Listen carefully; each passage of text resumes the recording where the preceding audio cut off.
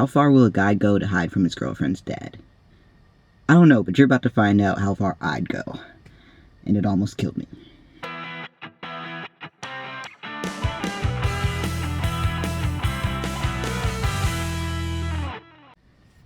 This story takes place in a car, so I am currently in a car to tell you this story.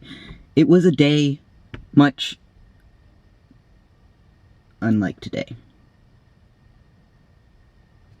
The sun was actually out, and right now it's overcast, but we're gonna pretend, so use your imagination. Okay, the sun is out. It's like 90 degrees outside. It's July. You know, it's a freaking hot day, basically, is what I'm saying. And my girlfriend had a appointment, and her appointment was at someone's house, so it was in like this neighborhood area, very much lots of houses around. And I said that I'd go with her, or maybe she asked me to go with her. I don't really remember, but somehow I was going with her.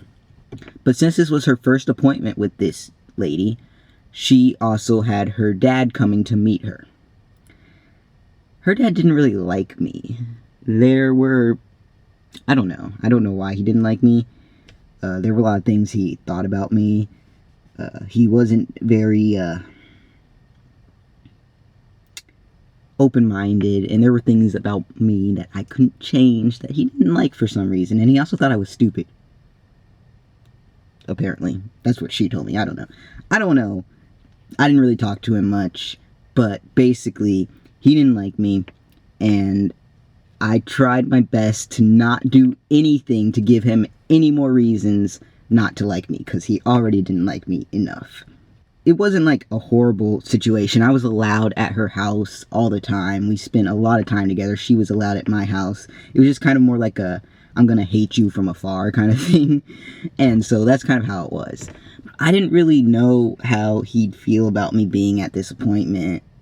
You know, like, he didn't know we were dating. He just thought we were really good friends. I guess that's kind of the good thing about not being able to get girls pregnant. Their dads tend to trust you a little bit more with them for some reason, I guess.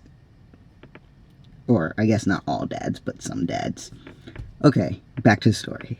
So, I'm sitting in the car, and she says she's gonna go in, and, you know, I need to stay in the car. And I'm like, okay. I assume she's gonna, like, leave the keys, or she's gonna, like, not lock the doors. Because one of my biggest fears is always opening the car door and the alarm going off, and no one being there to turn the alarm off. And we're in a neighborhood, and her dad's there, and just in my mind, it's like she's gonna have to come out. If she hears it, she's gonna have to come out, and her dad's gonna know I'm here, and her dad's gonna think I'm even more stupid for opening the car door, or for sitting in the car, in the hot car in July, or something like that.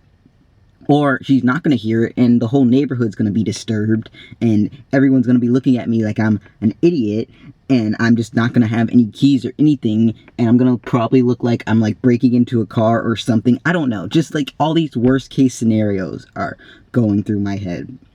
And so her dad pulls up. She gets out of the car. He doesn't really see me when he pulls up. For some reason, he wasn't paying attention, I guess. And they go in, and she walks, and as she's walking away, she locks the car. So, now I'm stuck in this freaking locked car in July in the heat. And, of course, I could unlock the car and open the door if I need to, but again, all these horrible worst case scenarios are going through my head. I'm sitting in the car, and it starts to get hot. It starts to get really hot. I start sweating a little bit, and I'm like, okay, it's okay. It's just a 50-minute appointment. You'll be alright. And it just keeps getting hotter and hotter. Like, it feels like by the second. And my heart starts beating super fast. This is when I'm like, oh my gosh, like, this is what you see on TV when people die in hot cars. This is what's happening to you. You're gonna die. You're gonna die because you're too scared to open the car door. And I'm like, no, you can't open the car door because something bad's gonna happen. And I'm just like, you can make it. She's gonna be out here. She's gonna be back soon. You're gonna be all right. Like, I move all around the car trying to find the coolest spot. I lay in the back seat, across the seats. I get down low towards the floor of the car because it seemed to be a little bit cooler down there.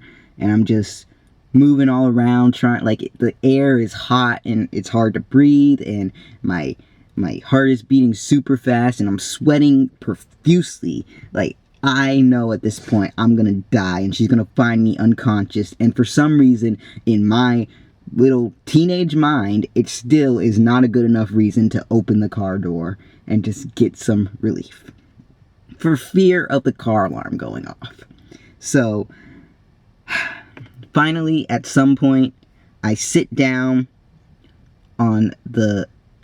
I put my knees down on the floor of the car and lay my head on the passenger seat. So I'm kind of in a position like...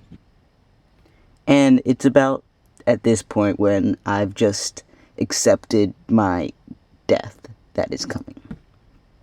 But right at the very last minute, I hear some hope.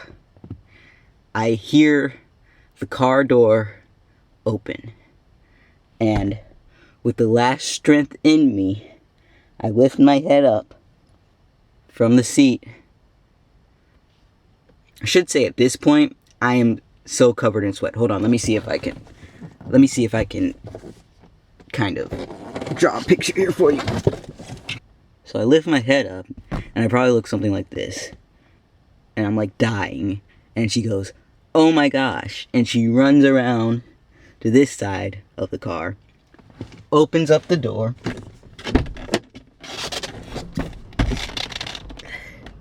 drags me out of the car, and lays me in the shade, thus saving my life.